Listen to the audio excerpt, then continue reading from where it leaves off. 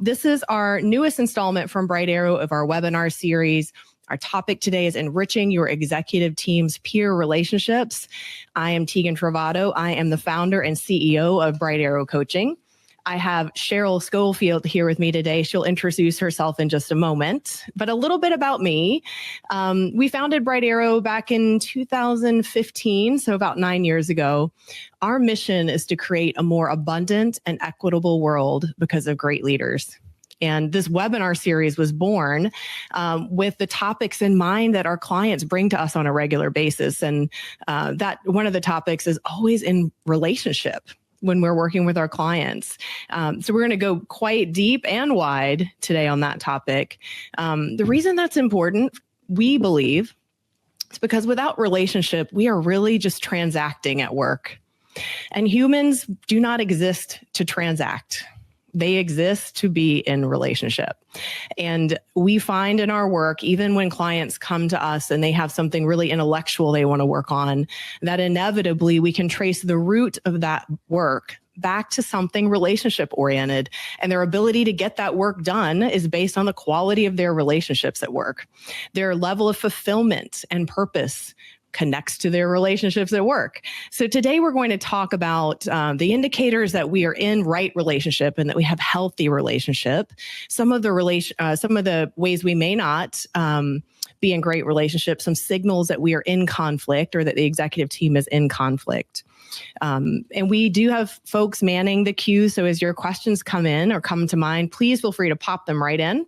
We will keep track of those and be sure to answer them, if not in real time, at the end of the webinar.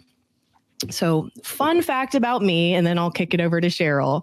I am about to take a road trip with my 4-year-old to Canada. So I live in the Midwest. It will be quite a drive.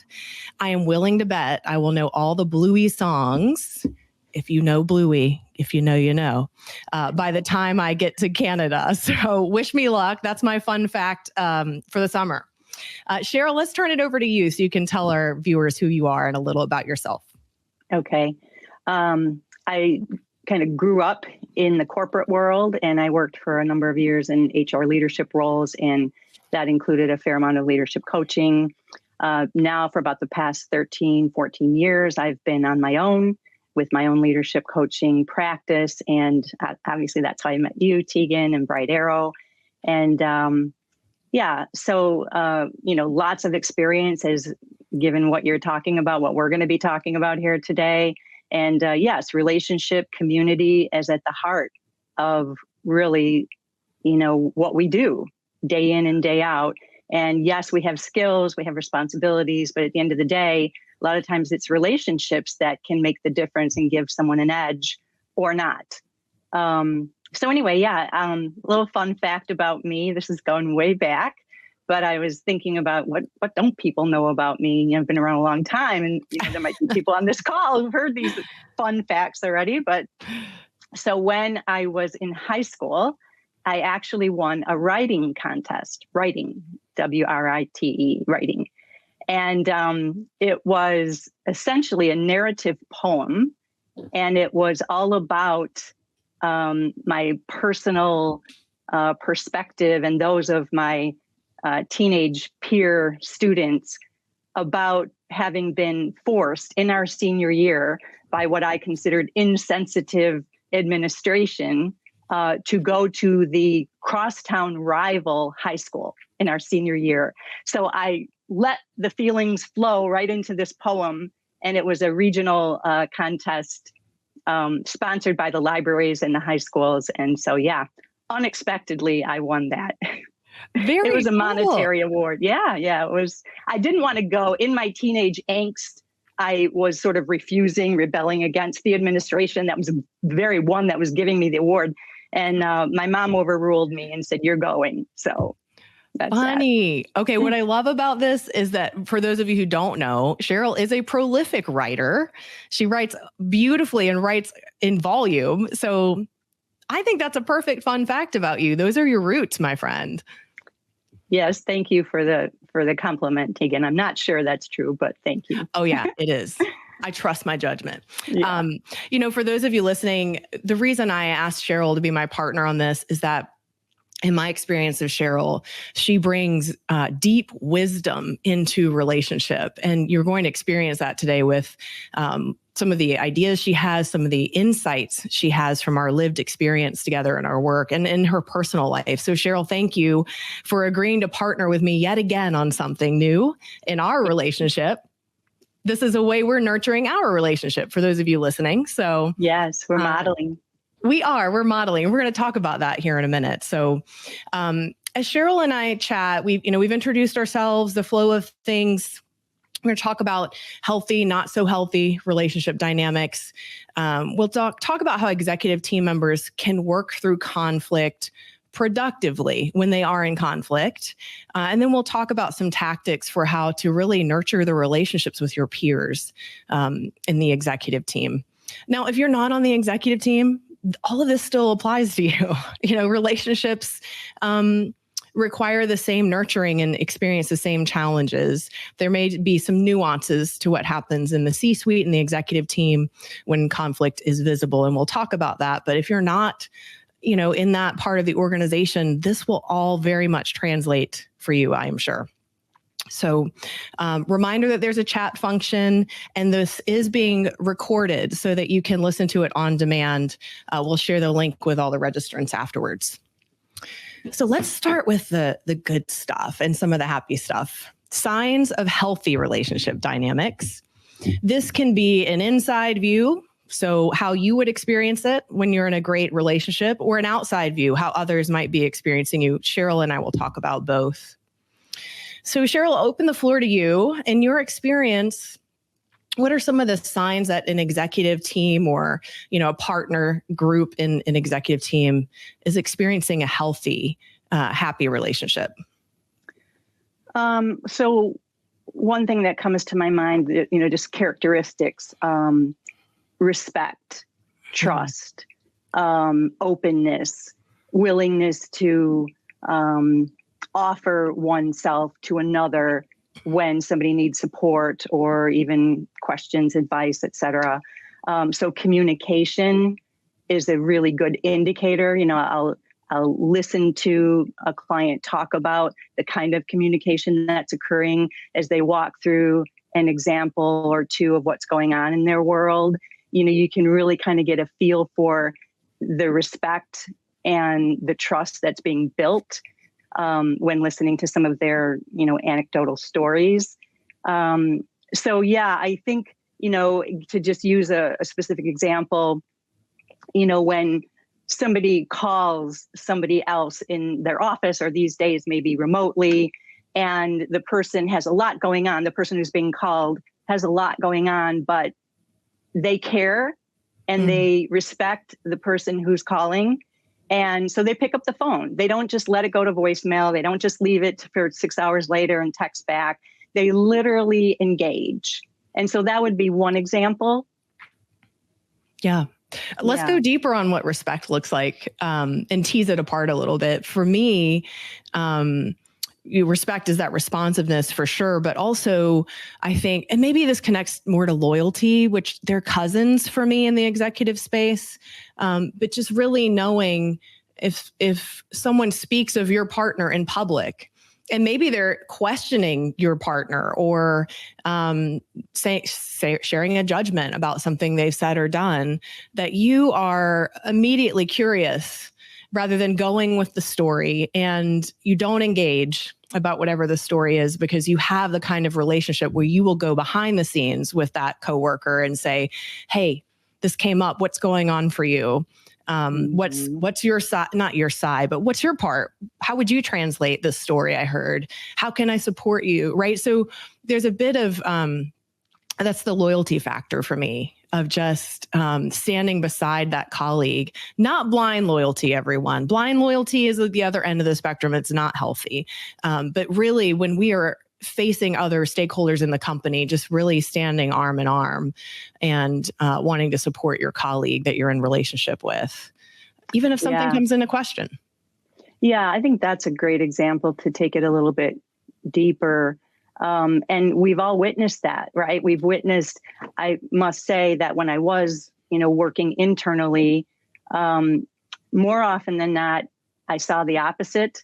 And it wasn't so much that it was a lack of respect about the person maybe that someone was talking about negatively, but it was, maybe I would describe it as a lack of courage. So, if I'm in communication with somebody and they're speaking negatively about one of my colleagues, and I keep quiet, that's not to say that I don't respect my colleague that's being talked about, but I might be fearful or hesitant for some other reason.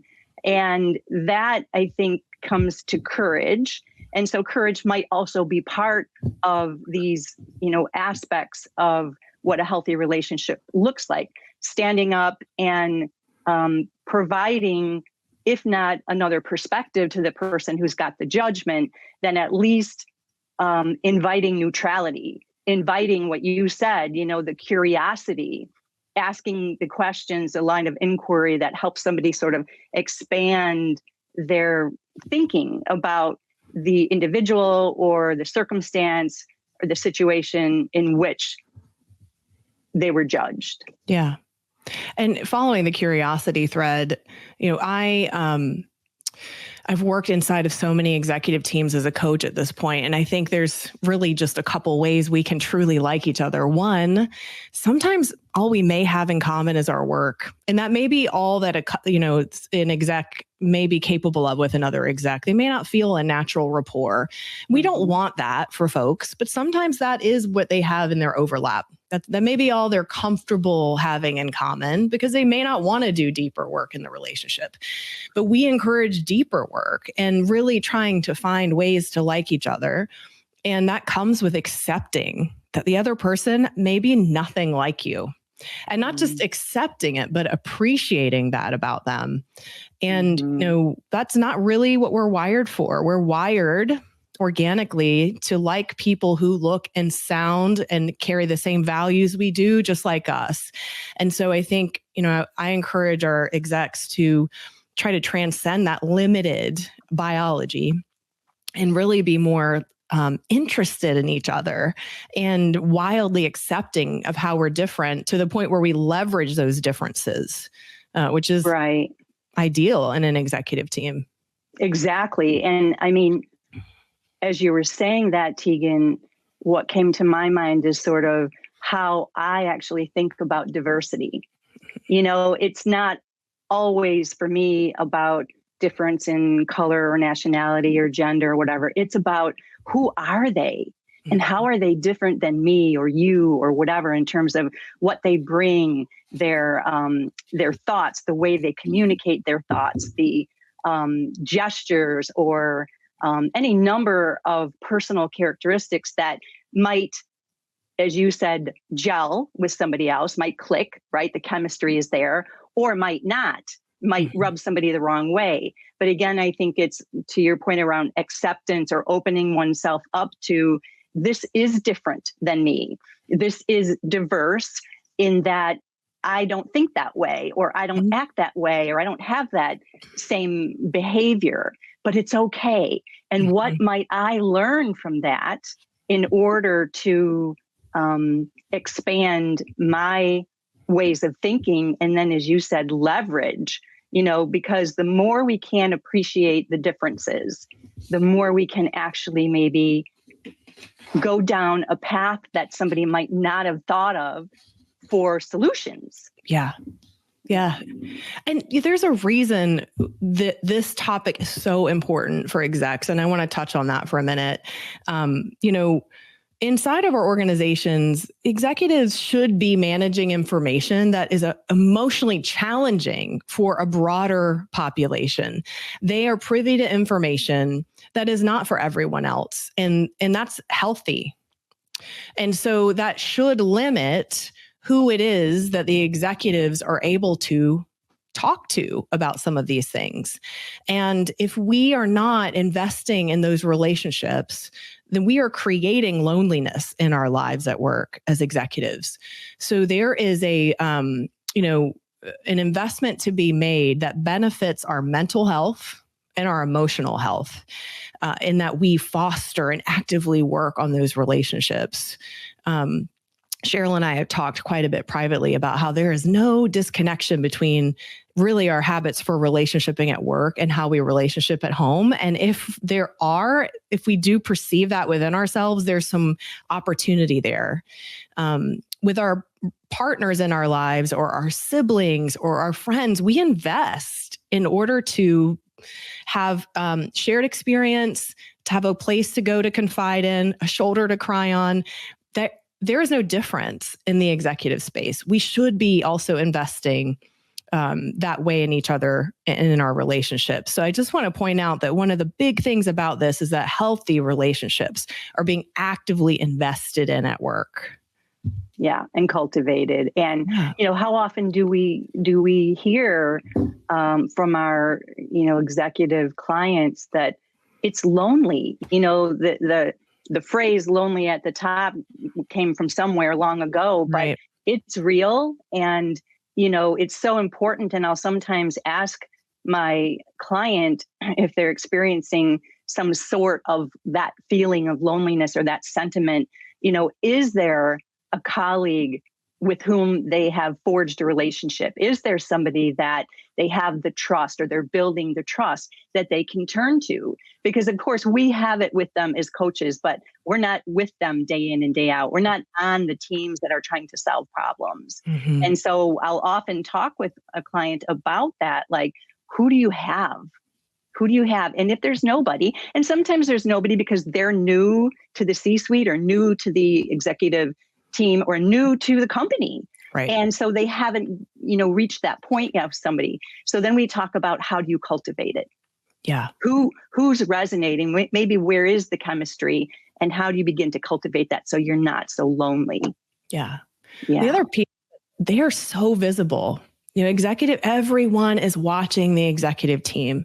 So if we are in healthy relationships, that is contagious. Mm-hmm. And if we are not in healthy relationships, that is equally contagious. It's wild how much, if execs are in conflict, it can split the organization. It can certainly split teams, and it can further split the organization and their ability to get work done. So if nothing else, if you need a reason to invest, your organization will find you contagious in how you do your relationships. And I have personally been inside of an organization where, as an employee years ago, where the exec team was so cohesive that everyone loved the team. They weren't like, oh, I love her and I love him. They were like, I love our executive team. And I, frankly, am not sure I've seen that often, but that is a testament to how all of them invested in each other, how well they locked arms and were cohesive when they left the privacy of the boardroom or the executive room, and their planning and their strategizing. And it really allowed the organization to align behind the entire team versus one over another.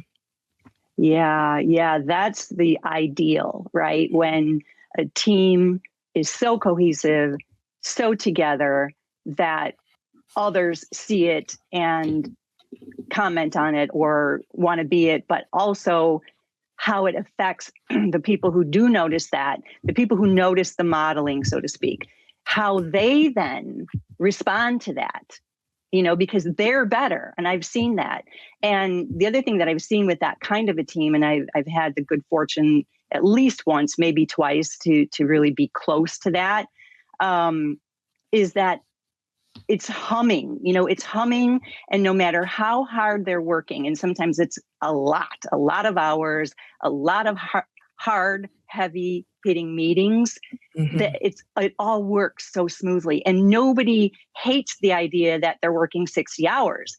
They really love the camaraderie and what they're accomplishing.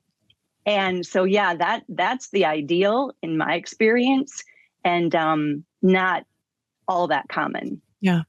And Cheryl, explain modeling. So we use that term all the time in coaching, and sometimes as coaches, we get really coachy in our language, and we need to slow down and sort of unpack. So if you would just share with our viewers What do you mean by modeling? Because I think executives may not always be aware that they are modeling behavior.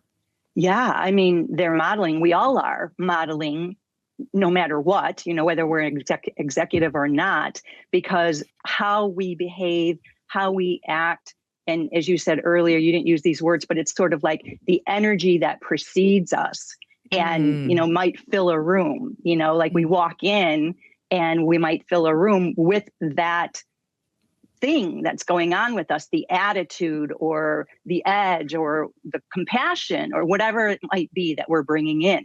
So we are all modeling in all of our interactions with other people.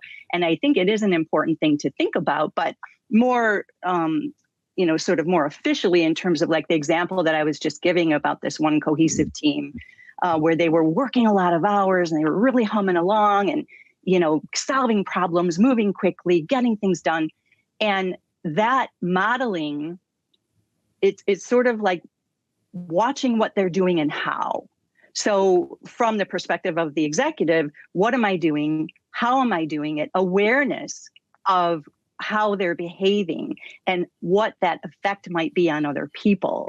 And so there's a self-awareness, there's awareness by others, but it's, what am I doing and how am I doing it? And when it's good, great. Let's underscore that. Let's do more of it. When we have self-awareness and it's not great because maybe we had a bad day or we just got hollered at or whatever it is, and we walk into the room, it's having the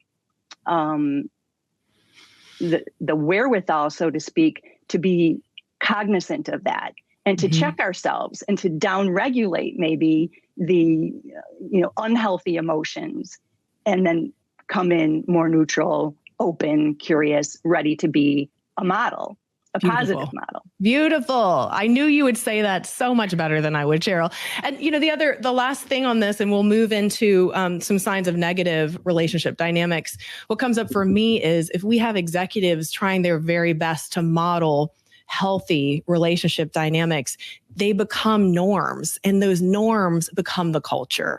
So when we talk about contagious, this is the level of influence our most senior leaders have inside of organizations. If they demonstrate to every other leader in the organization that we don't speak negatively of our peers, we approach problems with curiosity, we approach transgression with forgiveness, for example, then other leaders follow suit. And frankly, those behaviors feel better to our nervous system.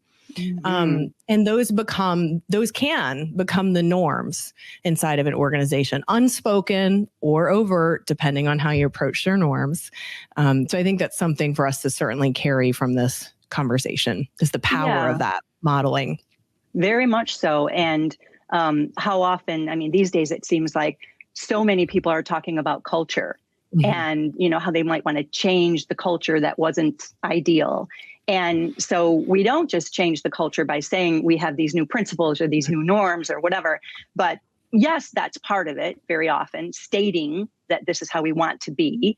But then it's how do you walk the talk? Yes. How do you act that way?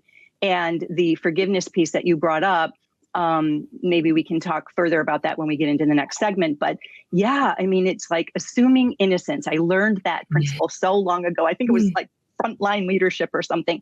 And that made so much sense and stuck with me because let's just give it a minute.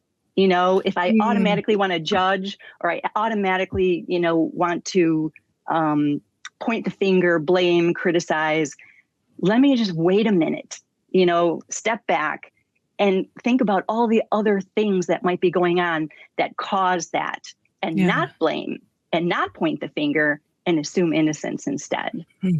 Beautiful. So for those of you listening and watching, I would just encourage you to ask yourself, and you might write this question down, what is it that you do to really help nurture and foster your relationships at work? It's a worthwhile thing to consider because we are often so busy that we become unconscious about if we're even tending to our relationships.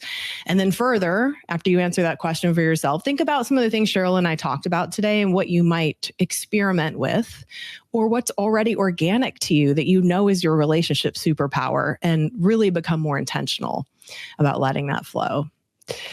So Cheryl, let's change gears here and talk a bit about what is it we observe in our work or even in our personal experiences inside of organizations as employees those years ago, that signal that relationship dynamics are not healthy, that they may in fact be negative and unhealthy relationship dynamics.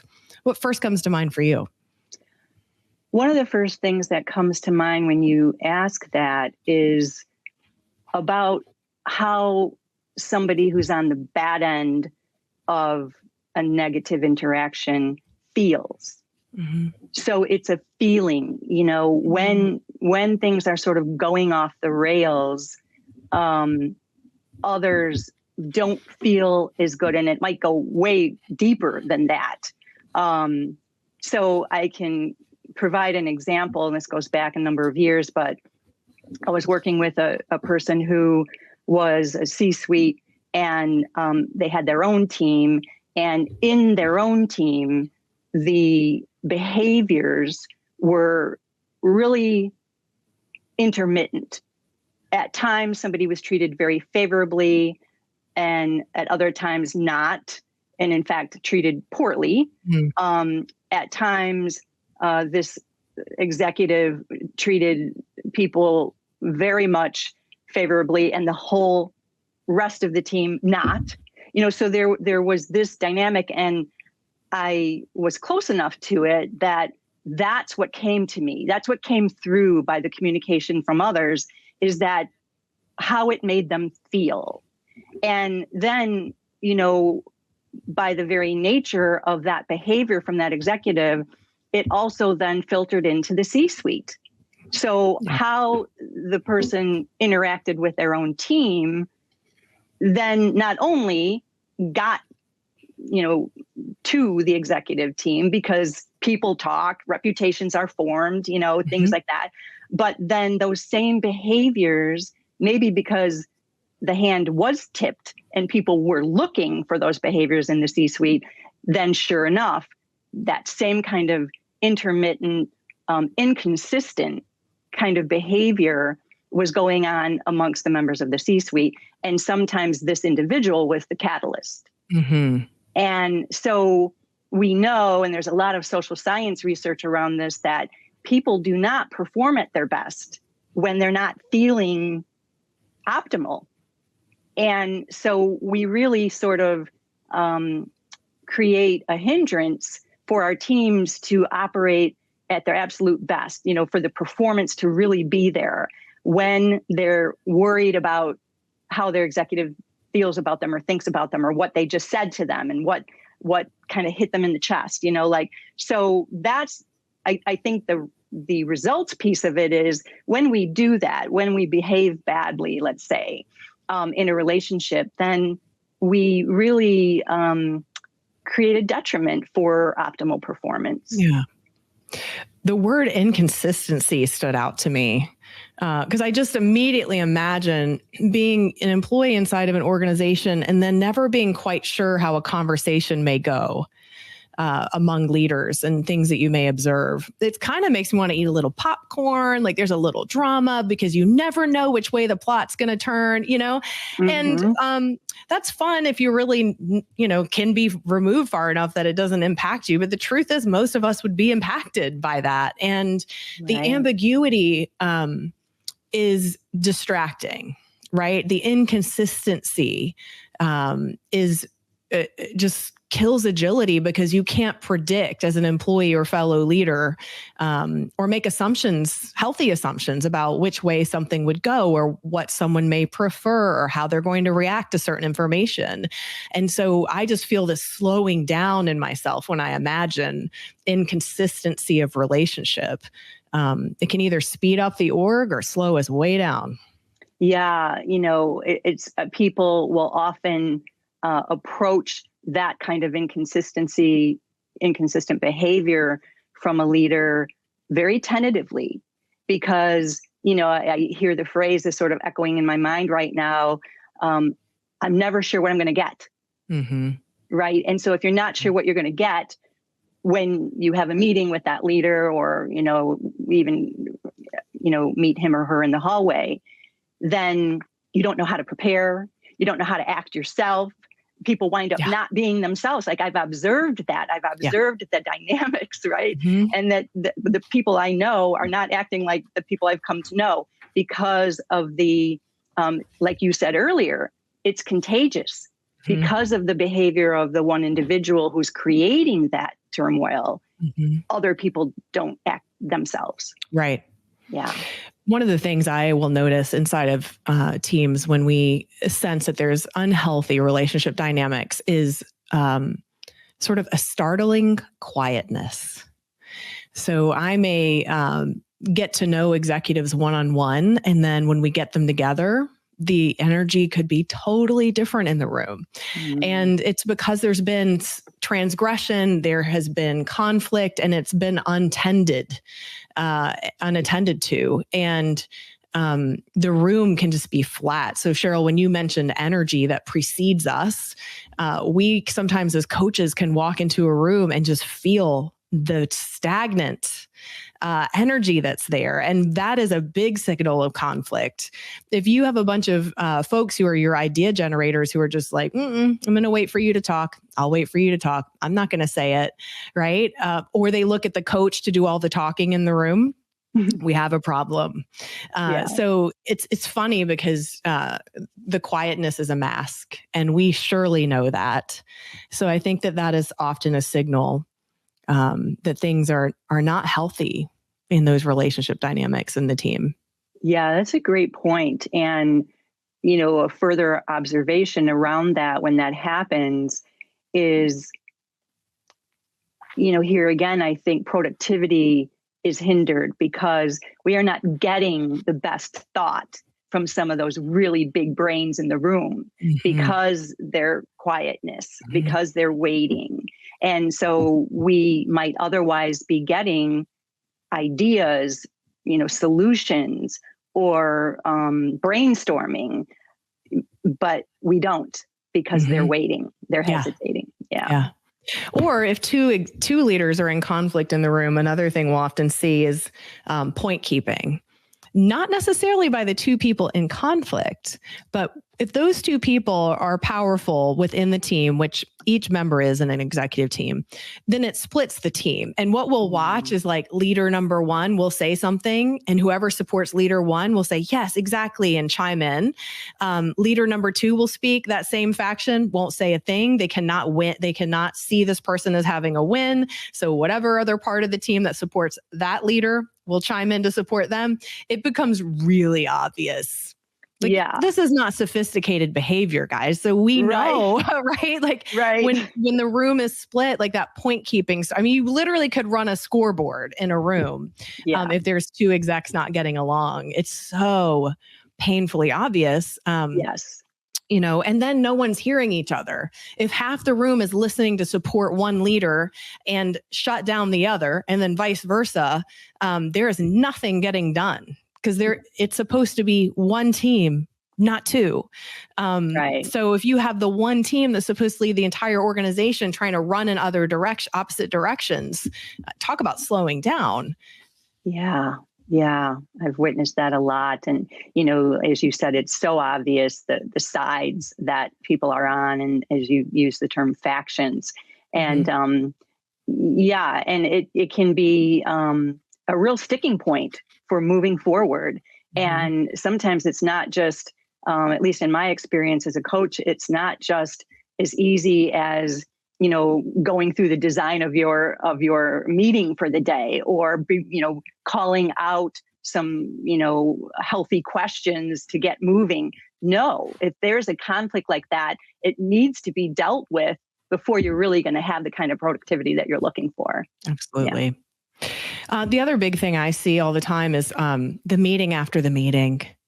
And our coaches will often interview executive teams before engagements, and we'll hear about that, the meeting after the meeting or the meeting before the meeting, where again, there's no alignment. If folks are in conflict, there's performative teaming when they're all together.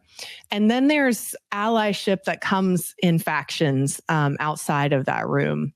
And so I think that's another telltale sign that there's negative relationship dynamics among execs, that the real authentic work isn't happening and the teaming isn't happening in that one meeting.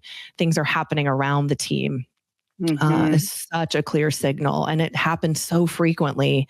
And it's human nature to want to have a chat afterwards and say, did you hear that? Or did you hear that the same way I heard it? There is really a level of maturity that is required of senior leaders to leave that room and be self-disciplined, to just notice within themselves if they're feeling that and not act on it, but to really choose the healthier dynamic. And that takes way more discipline than we can probably convey, because most of us are pretty tired. We're working long hours. We're tending to many other priorities outside of work. So to be able to self-police for those behaviors takes quite a bit until it's a muscle. Yeah, that's a great way to put it, until there's a muscle. And, that kind of leads me to this phrase it's popping up for me, is like, what are we feeding? What are we feeding? And are we feeding healthy discussion?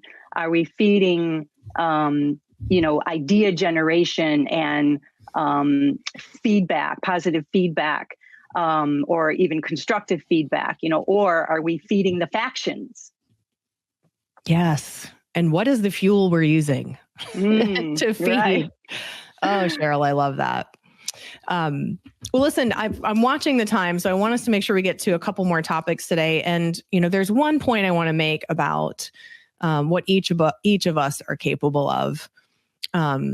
We are certainly all capable of both healthy and unhealthy relationship dynamics because we are human. So our ability to just catch ourselves when we're not doing it from our highest and best version of ourselves, to be able to leverage some of the qualities Cheryl and I have talked about, like forgiveness and trust building and loyalty, and to be able to call in relationship reset conversations when we need to have them is essential. And so what I'm aiming to do here is normalize this for us. I think I was talking with a client the other day, a CEO who has some conflict in his team. And I just said, until we can say and just call out that there is conflict or unhealthy dynamics, we can't really move on, because there's a part of our brain that's just needing to make us right. And until we can surrender that, we can't really move into the healthy part, because we will keep dragging those things around in a little sack on our back and trying to make ourselves right or looking to make the other person wrong. So there's and that's our biology. It's just how our brains work. So how can we, as more conscious leaders, senior leaders who ideally have higher EQ, just kind of blow the whistle on it and say, we're doing this wrong. And I'd like to do it differently. And you have to do that on a regular basis, and that's okay. So ideally in executive teams and in our relationships, we're normalizing the need to reset on occasion. There's just nothing wrong with that. And so that would be the beginning of how we can move through conflict in productive ways. So Cheryl, let's talk about some of this. I know you and I have some really gorgeous examples of our times we've worked with executives in pairs or triads or teams, and really help them think about how to move into more productive conflict, because conflict is not bad. Conflict can be amazing. I mean, it's arguably absolutely necessary. Yeah. But most of us, me included, I did not have conflict modeled well for me as a young person. I had to become conscious of that fact, number one, and then deciding how I wanted to do conflict in my intimate relationships, both at work and at home, privately. And so it's normal that we may kind of just wake up to the fact that we don't always have the skill to do it well, and we want to choose to do it differently. So Cheryl, what comes up for you on this concept of, let's do the conflict, but let's do it more productively? Yeah, because you're right. I mean, conflict is a given in life, at work. And it can be, in my experience, both myself personally and with teams and leaders, it can really prompt growth. I mean, It's wonderful when everything is great all the time or hunky-dory and, positive. but the real growth sometimes comes from the hard stuff. Mm-hmm. And so I love the idea of reset. And one thing, I'm going to share a couple things, a tool in particular that I sometimes use, but that you had mentioned earlier around forgiveness. And I think that, excuse me, the forgiveness of others, when we think that, they somehow maybe threw us under the bus or whatever, is appropriate and healthy and needed. But even forgiveness of self. So, if I made the wrong, if I'm the executive and I somehow misspoke in a meeting, or who knows, I was having a bad day, I wasn't at my best. It was that duality you've been talking about, like, I'm human. I'm generally pretty good, but not always. And so, and that's me, then I'm sitting with that and it's growing inside of me. And I feel bad about what I did. Mm-hmm. And it's going to continue to bother me and be that proverbial burr in the saddle until I squash it. And how might I do that? Well, self-forgiveness. Like, it's okay. I'm human. Maybe talk through it with somebody, a confidential colleague or a coach or whatever, and move on so that we can grow from it. Yeah. So that's one thing. And then there's an organization by the name of Heart Math. I know you know it. Mm-hmm. And, I really am a fan of it. And it combines it's a research-based organization. It combines the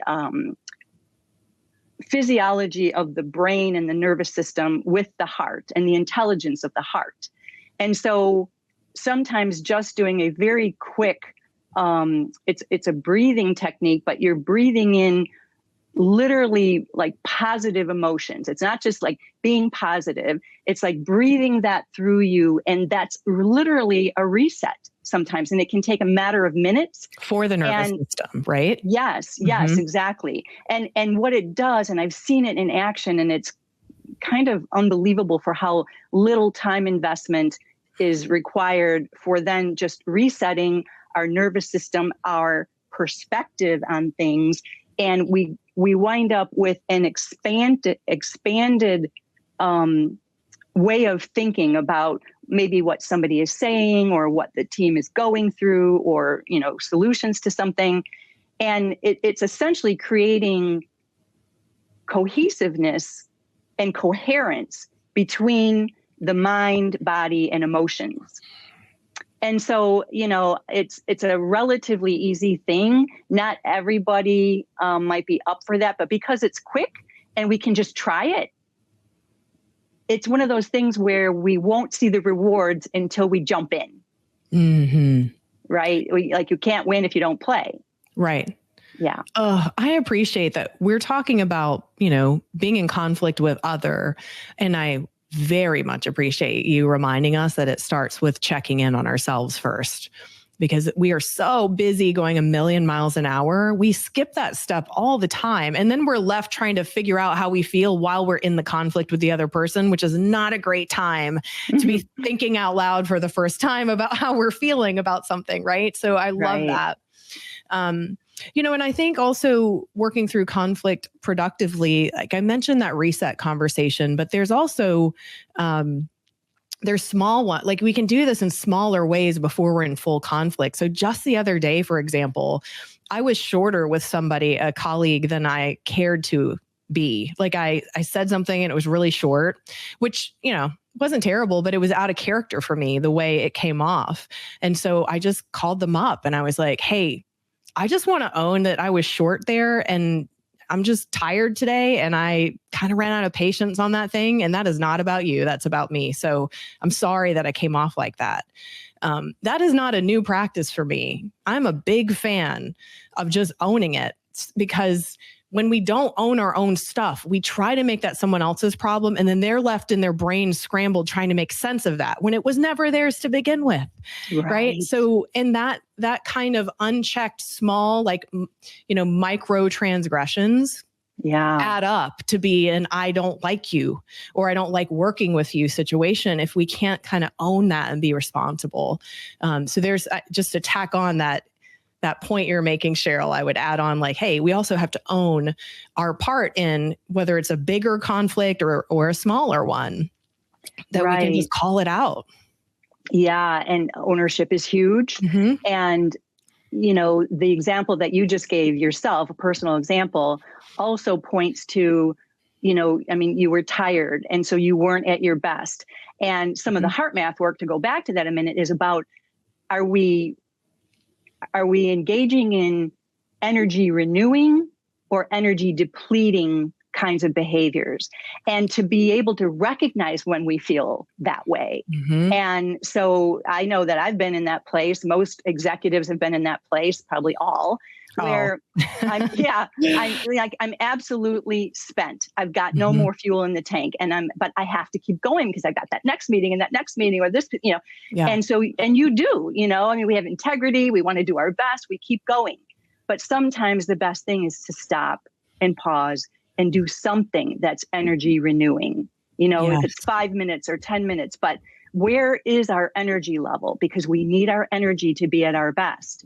And when you're tired, when you're frustrated, when you're any number of things that hit us, we're not always at our best and we don't have the energy. And so recognizing that and, doing something about it is one thing. And then to your point, owning it, apologizing if need be, Great modeling. Yeah. Oh, thank you once again. One of the things we've seen clients do at Bright Arrow, which we really love a few times, is that the CEO will assign complementary responsibilities or a shared project to execs who may not be getting along so well. But I would encourage that if we try that as a way to work through productive conflict, it is done so with that overt intention, where the senior leader should be able to say, I want you two to work on this because I want you to grow your relationship. I don't love what I've been seeing. Here's what I've been seeing. What I'd like to see instead is this. So as you work on this project, yes, it's about delivering the results. It's also about growing your relationship and communicating better or doing whatever better, right? Be specific. If you need your execs to demonstrate to others and to each other that they are working through those dynamics and trying to improve them and build healthier ones. So I think, again, sharing in the work, that's why we're at work, sharing in the work with the intention of relationshiping better is kind of a fun bent to put on things. It's not always just about the work product. It's about how we deliver it. Yeah. And to your point, the clear intention, that's stated so that people know what they're working toward in addition to the shared project. And I think I may have shared this with you before, Tegan, but at one point, and there really wasn't conflict between these two executives, but there was a need to spend time together to catch up and to get aligned and such. And this particular executive that I was working with as a client, it was this person's idea to then go to the next meeting that they needed to be at collectively with the rest of the team. But instead of flying, they drove. And it was a long drive, but they made the drive in a day. It wasn't like they had to go. And it was one of the most fruitful and productive car rides that the two of the executives had, because they had the time and they had, in addition to being able to discuss the things that they needed to business wise, they cultivated their relationship. Yeah. So there are things we can do that are sometimes simple. Exactly. I mean, it's the intentionality too, right? That you just mentioned. So, well, let's go deeper on that. So let's talk about some of those other tactics, intentional concepts for how we can deepen our relationship with our peers. We've talked about indicators that things are going well. We've talked about indicators things are not going well. So what do you do about it? One of the things that comes up for me is that we often talk with our executive clients about stakeholder management. And I love it. I'm a believer in the stakeholder management model, but there's also something kind of cold about it if we're not intentional about relationshiping with the person. We don't want to just manage everyone around us. We shouldn't just manage our peers. How do we take the concept of stakeholder thinking, which is fantastic at work, and then wrap it in relationship and give it more meaning? What are some of the things you've seen execs do, Cheryl, to help really enrich their relationships? Well, to actually follow on to something you said a minute ago, it's, shared goals or shared vision. And I don't mean just necessarily the high level mission and vision, but what needs to be done in the team or in the organization that people can share, 2 or 3 people can share. And again, with clear intention, but literally giving them something to work on that they all care about, or they both care about. And they're going to, in the midst of that endeavor, they're going to hopefully not only achieve what it is the project work is, or whatever the body of work is, but there are going to be conflicts. There are going to be, misunderstandings. There are going to be high fives. All those things will happen in the course of working together usually. And so and sometimes I have found that a little help is needed along the way, a little bit of, facilitation perhaps, because when those things occur, as we've been talking about in this hour, not always are the skills and tools there to manage it. But nonetheless, that is one way that I think a person can forge a better relationship with the other person. So shared goals, shared team projects, things like that. Yeah. For those of you listening, this is literally part of what Cheryl and I do for a living through Bright Arrow, is help teams build their relationships, not just through the work, but to really get interpersonal. And then sometimes we work with pairs of execs when they're in conflict and really get behind the scenes with them and host conversations together with them to help them unpack their conflict and make commitments to how to do it differently. And some of our coolest success stories have come out of that work. And I share that because one of the things we always impress on our teams when we work with them is the idea that we should be regularly scheduling. We have to schedule it and looking for organic opportunities. So I think they're few because we're so scheduled these days, but regularly scheduling the opportunities to just be in leisure together. And it can be this simple and infrequent if it must be infrequent. But if you're going to get together as an executive team for an offsite, you need some fun and some space. And the dinner should not be optional. The bonding activity cannot be optional. And I would encourage each team member to show up without the phone, without the agenda that you didn't get to talk to the person about in your last one-on-one, and just be present with each other in relationship as humans and get to know each other better. What makes someone laugh? What are their kids doing? What are their dogs' names? What do they do for fun on the weekends? We only have, at best sometimes a high level insight into each other on those, which blows my mind because we spend so much time together at work. So those leisure activities, if you can structure them in, whether it's golfing together, biking, going on a walk, just really spending 10 minutes cutting up together and laughing before you get to work on the work is super important. Yeah. And, so what I hear you talking about, Tegan, is like where the commonalities intersect, right? Like, so what do we have in common, or what is interesting to me about what you had to say?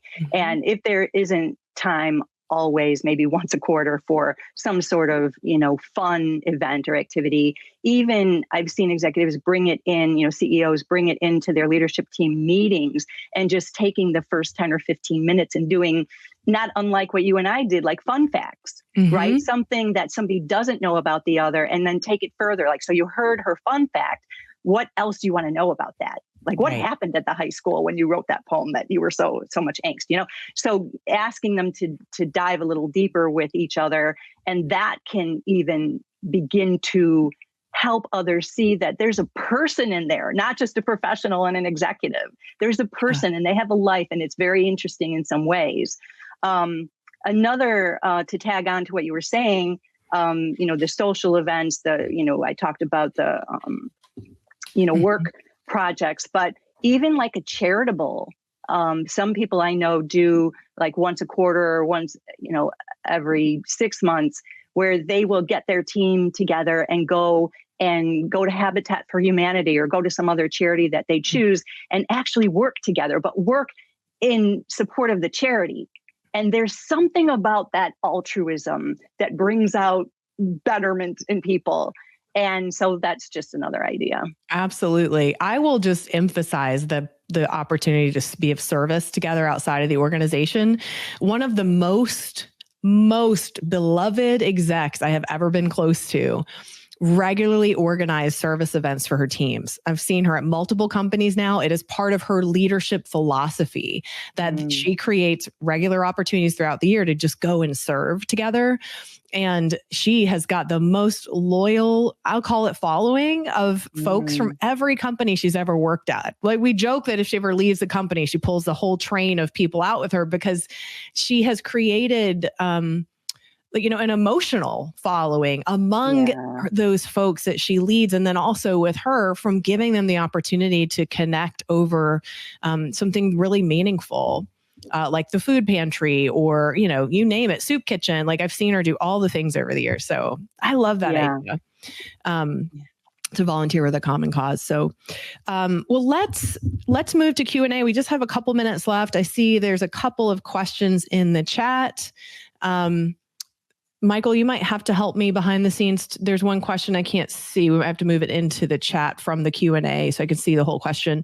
But we'll go to the second one here on the list. So if executives are modeling all the time, where do they go to process and take a breath?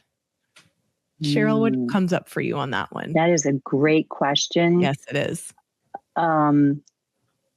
So they do need to take a breath, right, and go rest. And we touched on that a little bit, just replenishing energy. And I know a really wonderful leader who actually will close the door and, the office door inside of a corporation, and just take 10 minutes or so, 15 if they can. And maybe it's on the lunch hour, but maybe it's right after a difficult meeting with somebody, and just breathe.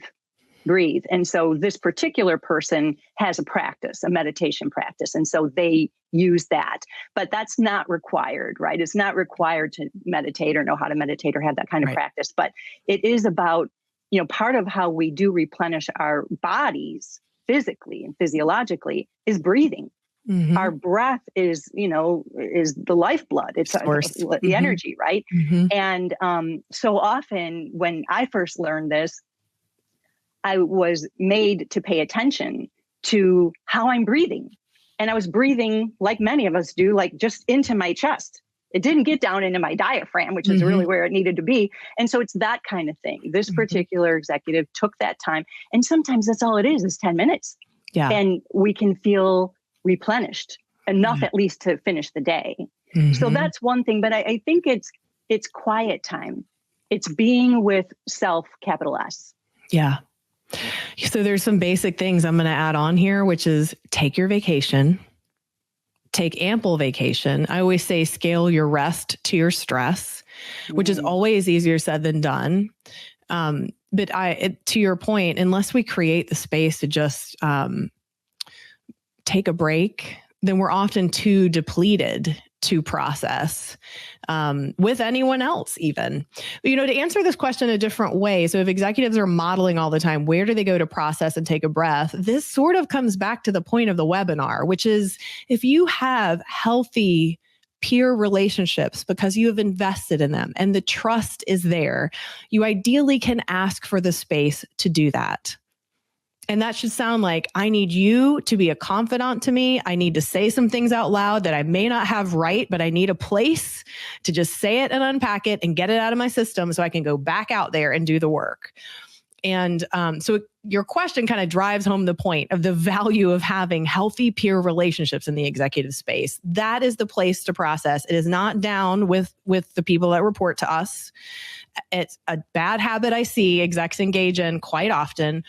We should have that team number one, which is our place to do that.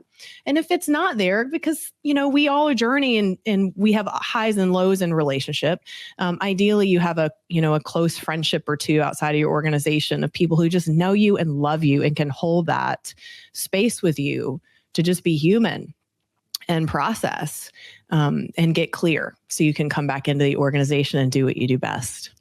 So, yeah. The processing piece of it is, of that great question is, some people do process by talking through it, other people through quiet time, but it is about, sorting things out, because so often what I hear from leaders and executives is that, as you said earlier, there's so much going on. I don't have enough time in my day to get everything. I can't even get to all my meetings on time, right? And then do my work. And so it is like sometimes chaotic, and things are just like confused. And some people are really good at compartmentalizing, but it's about processing that into some sort of orderly understanding that we can then take that breath and be like, it's okay. It's going to be okay. Yeah. Yes. We have a couple questions we did not get to in the chat. I apologize for that. I just want to thank you, Cheryl, again, for partnering with me today and for the illuminating discussion and bringing forward some great frameworks for us. I really appreciate how you're able to help us personalize and think about ourselves as individuals in those relationships, in addition to being in relationship, where relationship to ourself matters. And that kind of came through for me as a theme from you today. And so I really just value that a ton. So thank you again for joining us, Cheryl. Thank you everyone out there for joining us today. We're always happy to hear from you if you have follow-up questions or thoughts that you want to share. Until then, be well, and we will see you in our next webinar in July. Be on the lookout for details. Thank you.